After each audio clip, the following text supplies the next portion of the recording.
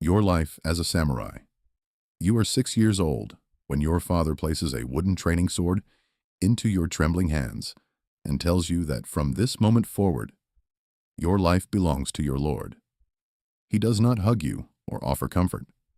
He simply adjusts your grip and forces your shoulders back so you stand straighter.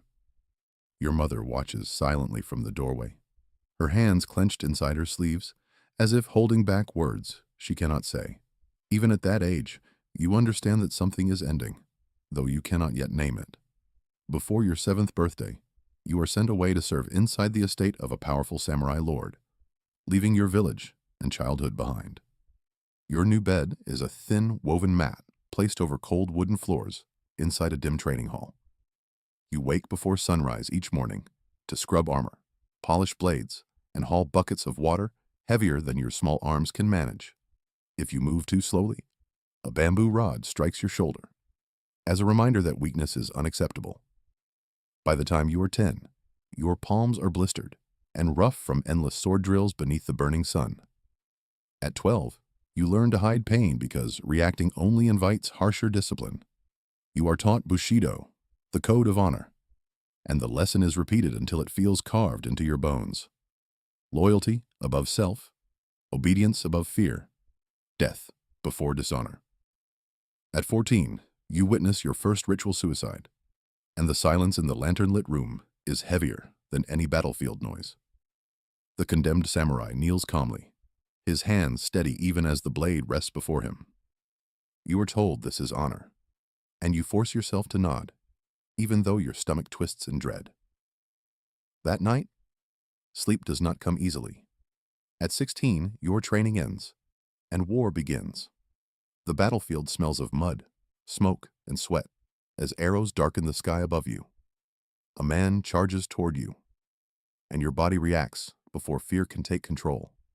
When the clash ends, you are still standing, and he is not. Your hands tremble for a moment before you steady them and return to formation, because survival earns recognition. At 18, your lord finally speaks your name during formation, and that single moment feels like sunlight breaking through storm clouds. You are granted improved armor and positioned closer to him in battle. But proximity to power also means proximity to danger, and rival clans begin whispering of rebellion. At 20, your closest friend is accused of betrayal and executed despite his protests of innocence.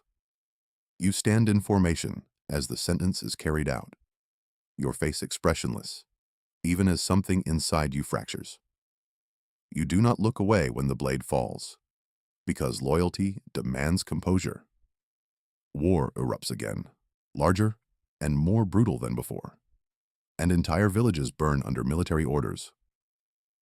You hesitate for a single heartbeat before advancing, and that hesitation earns you a sharp strike across the face from your captain. You bow, accept the correction, and continue forward, because obedience is survival. At 24, your lord loses a decisive battle and is ordered to preserve his honor through ritual suicide. As his sworn retainer, you are expected to follow him into death. You kneel in a quiet tatami chamber, illuminated by flickering lantern light, your short blade resting before you on polished wood. Your heartbeat echoes louder than your thoughts, and memories of your childhood surface without warning. You remember the wooden sword placed into your small hands, and the way your father's voice never trembled. You finally understand that your life was shaped long before you were strong enough to resist it. Your lord thanks you for your loyalty, and you bow one final time.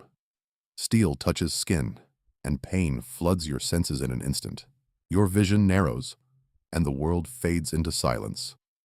In your final thoughts, you realize you were never meant to be a hero. You were trained to be a weapon sharpened by discipline and dulled by obedience. And like all weapons, once your purpose is fulfilled, you are left behind.